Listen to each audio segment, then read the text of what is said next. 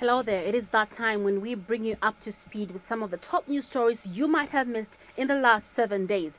I'm Francesca Phiri-Banda, and this is News in a Week.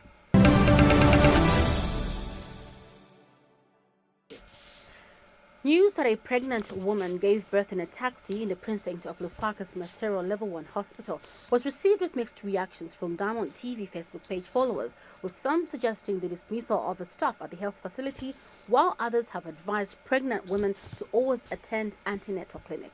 Some of the contributors to the story who had an experience at the Matero hospital say that the hospital staff are allegedly notorious for ill-treating patients. They allege that every time a patient is taken to the hospital, the nurses are always on social media and not paying attention to the patients. Others have, however, advised pregnant women to attend antenatal clinics so that they can be educated on labor contraction process. They've also said it would have been illogical for the nurses who were probably attending to other women in the labor ward to abandon them in order for them to attend to the woman who had just arrived in a taxi. When contacted for a comment, Ministry of Health Permanent Secretary for Administration, Kennedy Malama, advised Diamond TV to get a comment from the ministry spokesperson, Dr. Maximilian Welpe, whose phone went unanswered.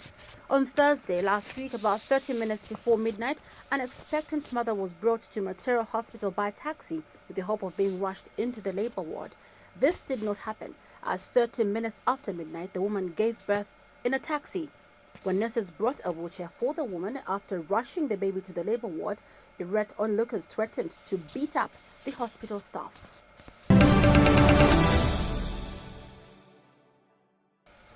The 35-year-old man of Chisamba who was burnt by his wife was last week discharged from the University Teaching Hospital. Senior Medical Superintendent Clarence Chiluba described his condition as stable. He said the patient responded well to treatment, hence the hospital is not worried about his wounds, but rather they're concerned on the emotional trauma of his ordeal. Mr. Chiluba says the identity of the man has been withheld for security reasons. Meanwhile, the suspect appeared in the Chisamba Subordinate Court for an explanation of the charge of murder. I would like to confirm that the male 35 was said to have been burnt by the wife in Chisamba and admitted to our hospital on 13th of October 2017, has been discharged this morning. He is quite in a stable state, both mentally as well as with the burns that he sustained.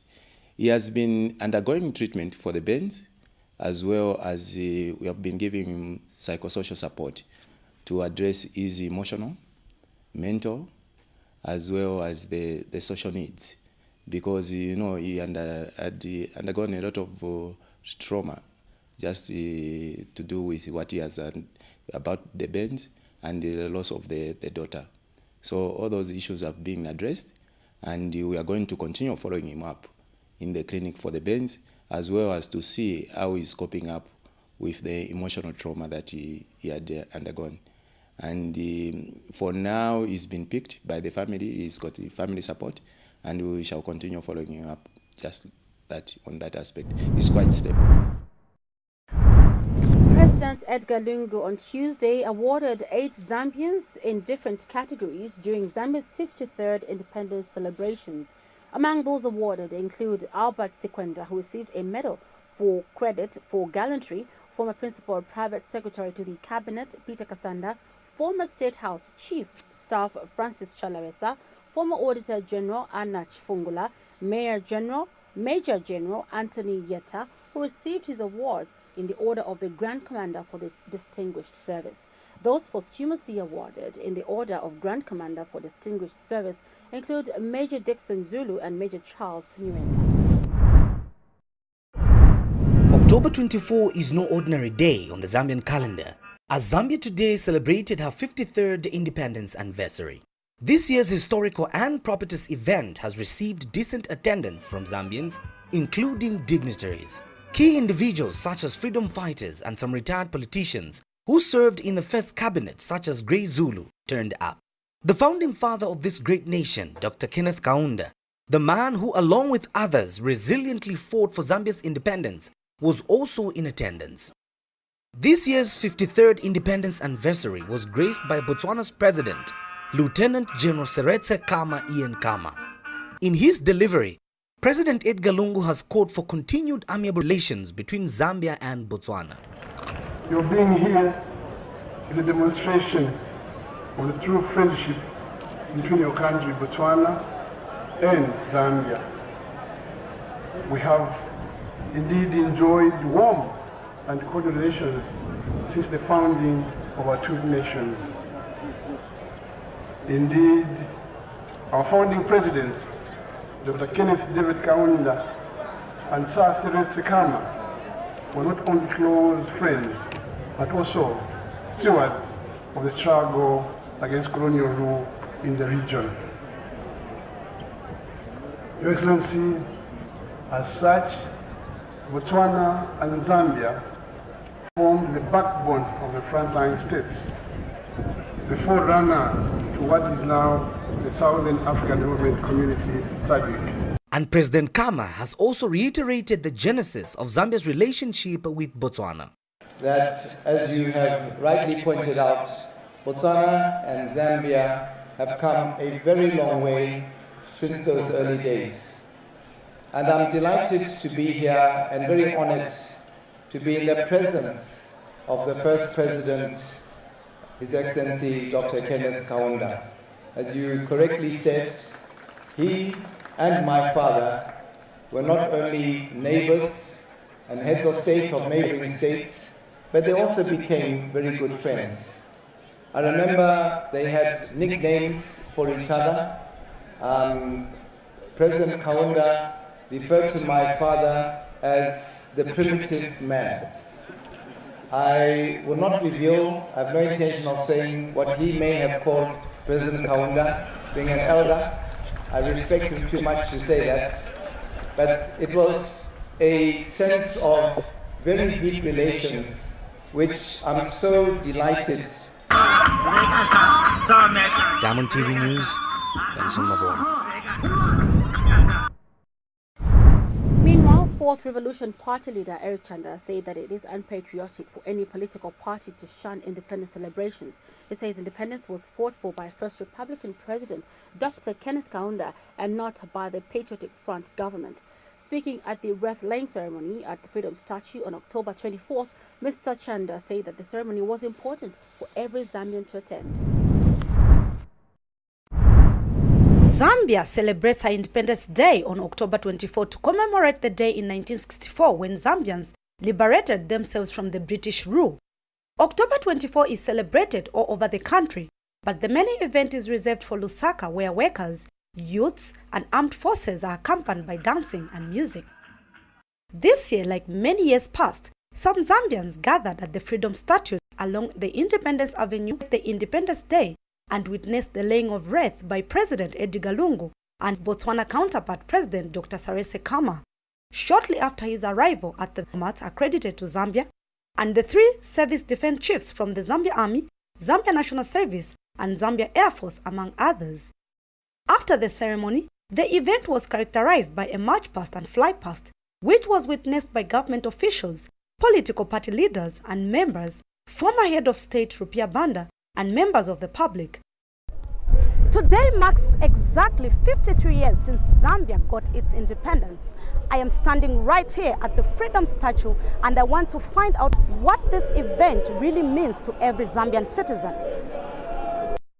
This day is very important in the sense that this is on this day in Zambia, people did not have diverse mind, diverse ambitions. All of them were targeted at one thing. And the one thing that they were targeted at was to ensure that Zambia are liberated. Now, you may wish to note that multipartyism has not started today. Multipartyism was there even during the time of the freedom struggle. This event is so important to us.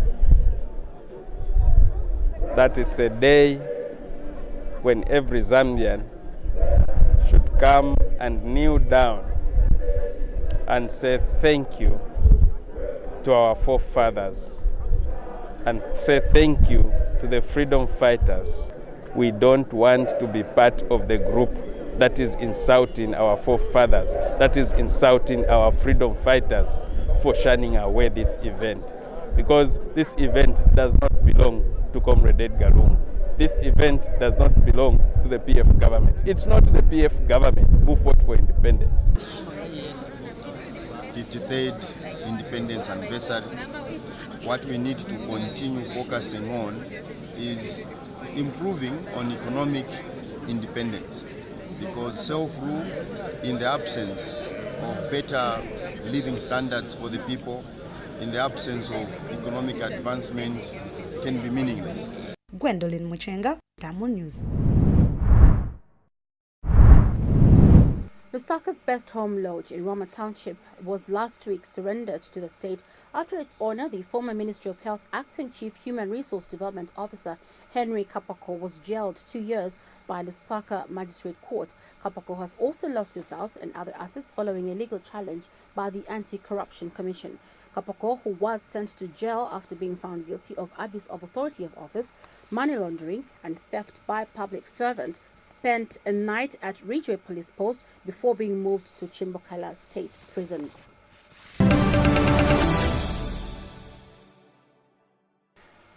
You're watching this broadcast of News in a Week on Channel 99, Go TV, Channel 110 on Topstar, and you can also download the MTN TV Plus application on your Android device from the Google Play Store. We'll take a break. We'll be right back.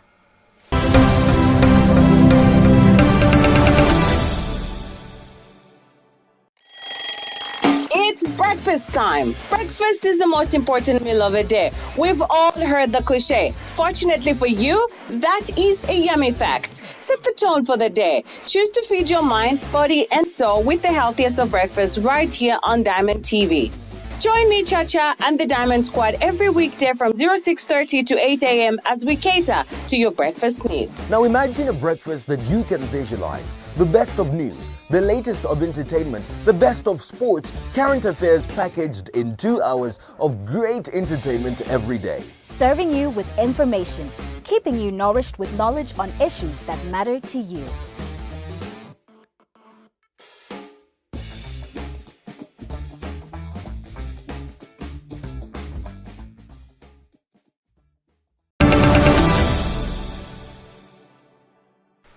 The International Monetary Fund has again urged Zambia to exercise caution when contracting debt aimed at bridging the infrastructure financing gap. Country Representative Alfredo Baldini has classified Zambia's current public debt as high risk. Mr. Baldini has observed that the growing public debt is crowding out the private sector lending. Zambia is yet to secure the $1.2 million bailout package from the International Monetary Fund.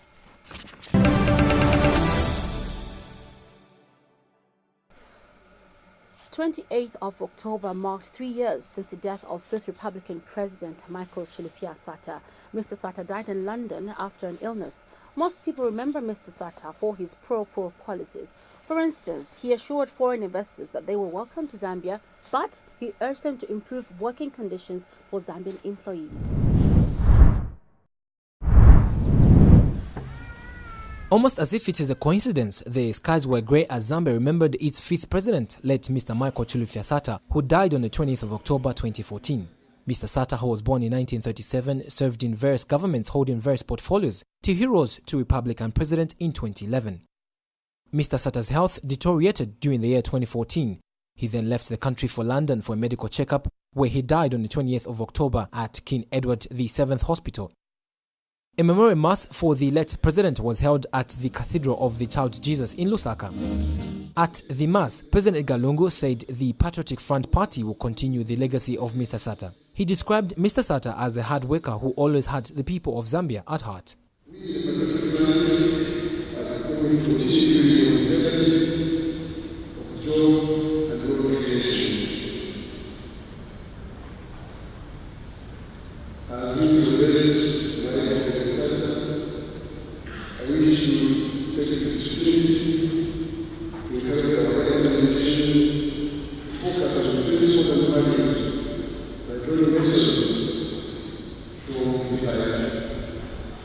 Widow to the late President Dr. Christine Kaseba said Mr. Sata was a family man who endeavored to bring peace among Zambians.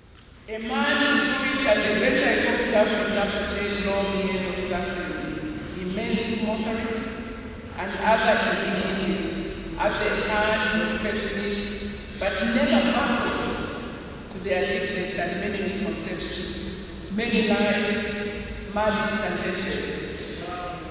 A man who embodied the desire to forgive and bring people together, regardless of how they did in the past. Here was a man driven by stubborn passion and selflessness. The mass was attended by different government officials and other PF party members. Among them was Minister of Higher Education Professor Nkandu Luo, who described Mr. Sata as a kind man, while Mines Minister Christopher Yaloma said Mr. Sata was a unique and accommodative man. And former Material Member of Parliament Maus Sampa said the late president was a man of law and order. As a disciplinarian, remember him as a disciplinarian, a man who loved law and order, and also a very loving and easygoing man. I didn't know him, called him the King Cobra, because he was vicious when you didn't do the right thing. Those who knew him as one of the kindest people that I've ever come, and forgiving people that I've ever come across in my life. He laid the foundation stone for this, for the last term of PF and for the rest of the life to come for PF. Late President Michael Chilufya Sata contributed immensely to the growth of the economy. According to the Ministry of Finance Zambia Economic Performance 2014 report, in 2012, under Mr. Sata's leadership, the foreign direct investment grew, reaching a peak of $1.73 billion, the highest in 12 years.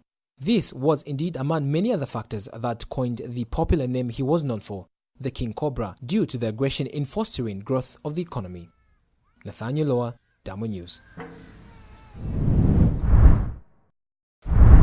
Speaker of the National Assembly, Dr. Patrick Matibini, ruled that Rwanda Member of Parliament, Chishimba Kambwili, will remain an MP under the Patriotic Front until the court decides otherwise. The Speaker said this when Copperbelt Minister Bowman Lesambo rose on a point of order on whether Mr. Kambwili was in order to masquerade as a PF MP when he was an interim president of the newly formed National Democratic Congress Party. Mr. Lesambo, who is Kaboshi Member of Parliament, said he had evidence that Mr. Kambwili addressed NDC members in Dola on Sunday. His Honorable Kambwili, Mr. Speaker. Honorable Kambwili, Mr. Speaker, in order to be masquerading as Patriotic Front Member of Parliament for Ron, when in fact not, Mr. Speaker. Mr. Speaker, order. Continue. Mr. Speaker, on Sunday, Mr. Speaker, in Kitwe, Honorable Kambwili attended and addressed members of NDC political party, the new reformed political party, Mr. Speaker, as an interim president for that political party, Mr. Speaker. Mr. Speaker, I have evidence to that effect, Mr. Speaker, which I will be laying on the table. As you are obviously aware, Honorable Member for Ron was subject of an expulsion by the Patriotic Front. But, and following that decision to expel him, he proceeded to the High Court to challenge the expulsion, as it were. And in terms of our constitution, whenever a member of parliament is subject to an expulsion and proceeds to the High Court, that expulsion does not affect his membership of the House. In other words, he continues representing the constituency that elected him under that particular party until and unless the matter is finally disposed of by the courts of law. Now, it was a day of fun at the National Sports Development Council, NASDEC, as motor drifting fans on Independence Day flocked to the center to watch the motorsport drivers oversteer their car engines. Organized by the Zambian Motorsport Association, the event was to raise funds towards the rebuilding of the gutted city market in the capital city, Lusaka. According to the organizers and the spectators, the event was a success.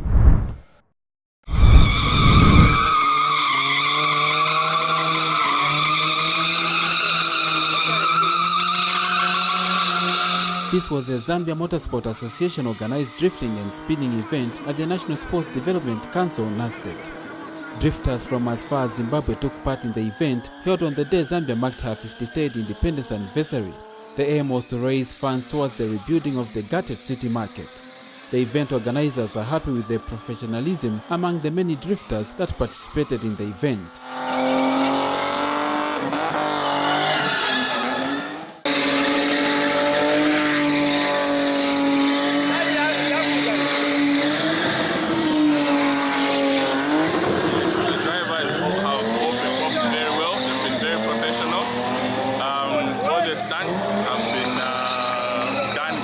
Safely, and I think it has been also an educational point to other people that are not clued up on the sport.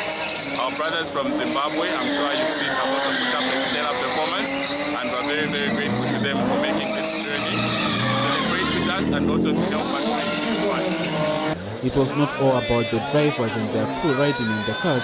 Some spectators were as well given an opportunity to ride in the cars. The first thought, I was kind of excited. Then when I was in the car, oh my gosh, somehow I cannot do myself. Somehow, not like I did.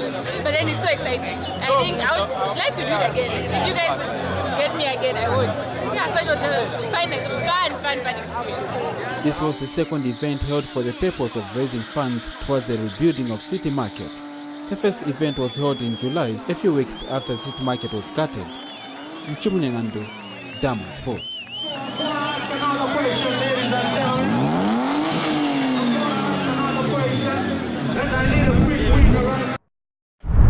And now let's have a look at some of the stories we posted on our social media pages and some of your contribution as our viewer.